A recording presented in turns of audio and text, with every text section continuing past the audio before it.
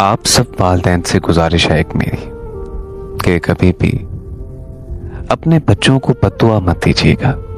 एक औरत कहती है कि एक दिन मैं अपने घर की सफाई कर रही थी, इतने में मेरा एक बेटा आया और शीशे से एक शाहकार तोहफा गिरा दिया और वो तोहफा टूट गया।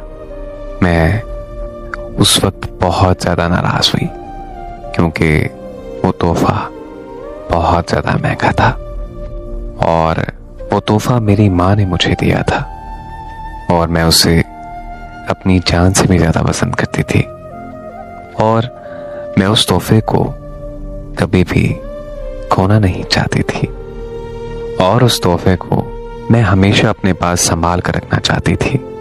मैंने गुस्से से उसे बुलाया और उसे कहा, मेरा रब तुझ पर ऐसी दीवार गिराए जो तेरी हड्डियां तोड़ दे। कई साल गुजर गए और मैं इस बद्दुआ को भूल गई और मुझे तो उस बद्दुआ की परवाह ही नहीं थी जो मैंने कभी की थी अपने बेटे के बारे में, और ना ही मुझे मालूम था कि वो बद्दुआ इतनी जल्दी आसमान पर चढ़ जाएगी। मेरा बेटा अपने भाइयों और बहनों के साथ पला पड़ा है और वो मेरे दिल में मेरे बेटों में से सबसे ज्यादा प्यारा था। वो मुझे इतना प्यारा था कि मैं उसको हवा लगने से भी डरती थी। वो मेरे लिए अपने भाइयों और बहनों से सबसे ज्यादा नेक था। उसने एक अच्छी तालीम हासिल की, फिर उसके बाद उसने ग्रेजुएशन किया और उसके बाद उसने मुलाजमत हासिल की। इन सब के बाद मैं उसके लिए बीवी तलाश कर रही थी। उसके वालिद की एक पुरानी इमारत थी और वो उसे गिराकर दोबारा तामीर करना चाहते थे।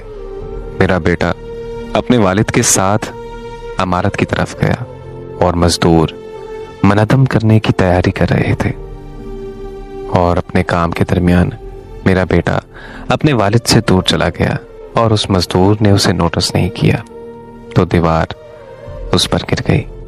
मेरा बेटा चीखा, फिर उसके बाद उसकी आवाज गुम हो गई, एकदम से गायब हो गई। मजदूर काम करते करते रुक गए और सब परेशान और खौफजदा हो गए।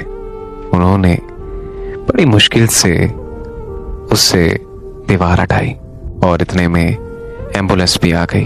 अफसोस की बात यह है कि उसका जिस्म ले जाने के काबिल नहीं रहा था क्योंकि शीशे की तरह गिरकर टूट गया था।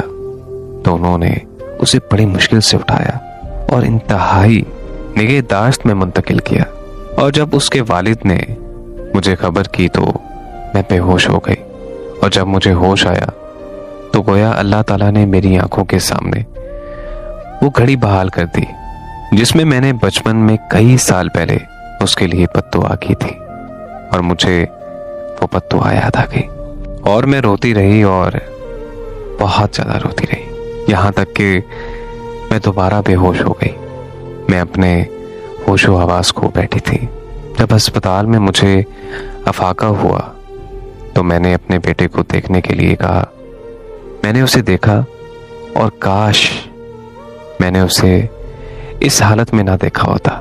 उन लम्हों में मेरे दिल की धड़कन रुक गई और मेरे बेटे ने आखिरी सांस ली।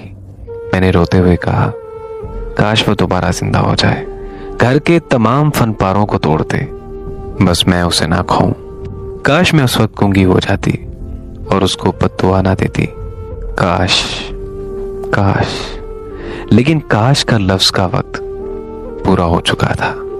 एक शख्स अब्दुल्ला बिन मुबारक रहमतुल्लाह के पास अपने बेटे की नाफरमानी की शिकायत करने आया। इब्ने मुबारक ने उससे ये पूछा, क्या तुमने उसके लिए बद्दुआ की? उसने कहा, जी हाँ, मैंने उसके लिए बद्दुआ की है। इब्ने मुबारक ने कहा, जाओ, तुमने ही उसे खराब कर दिया। एक बात मेरी हमेशा याद रखिएगा कि अपने बच्चों को गुस्से में बद्दुआ करने में जल्दी ना करें। शैतान मरदूद से अल्लाह की पनाह मांगे। अपनी जबानों से वादा करें कि वो अपने बच्चों के लिए कामयाबी और रहनुमाई के लिए दुआ करें, उनको बद्दुआ ना दें।